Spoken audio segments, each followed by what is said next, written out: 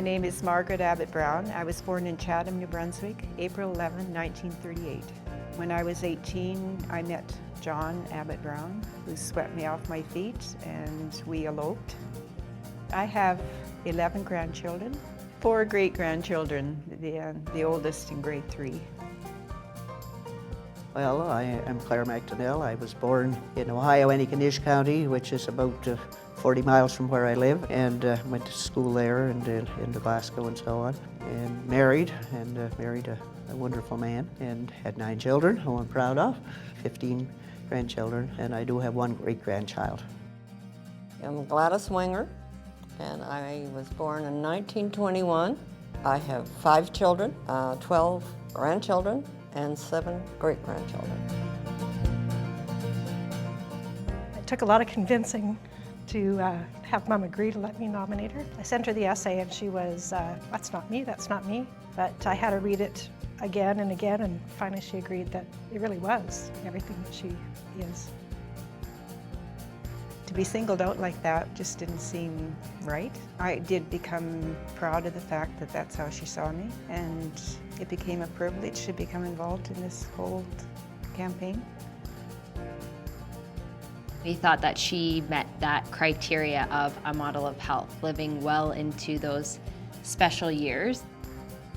I've seen her swimming at the cottage, staying active with walking and golfing in Florida, and also keeping her mind active.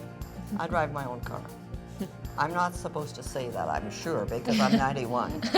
You have your license. You have You've proved yourself. And you're safe. Yes. And you But I'm sure that the public don't want to hear that I'm driving a car. And we were in Mexico, and they were parasailing on the beach in front of the place where we were, and I said, none of the kids have done this. I'm parasailing. Well, you just put your harness on, and the rope is tied to a boat, and the boat takes off, and you're way up in the air. When I came down, they started to sign up, because if that woman with gray hair can parasail, I can too. She was good for business. So they started to sign up. And I like to travel. I go to visit Helen in New Brunswick, and out to Alberta to visit, and to Australia to visit. And this past summer I went to Greece with 2 other daughters. Love to walk. I play at golf in the summertime because it's fun, friendship, and exercise for me. So there's been enough activity to keep life interesting. And my husband said to me one day, he said, "Claire, you can stay home with a large family and be in the kitchen every day, but if you want a life after your children are grown and gone, get involved in your community." I guess the busiest week in my life is usually the first week of the month, because I have a CWL meeting and an IOD meeting and maybe GIRET meeting that we're invited to, and I still drive for Meals on Wheels since 30 years.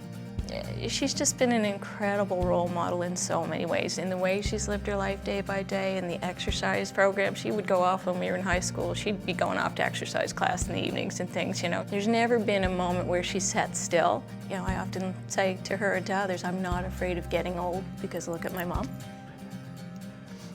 And we all love each other. Sorry, we just lost our dad in October.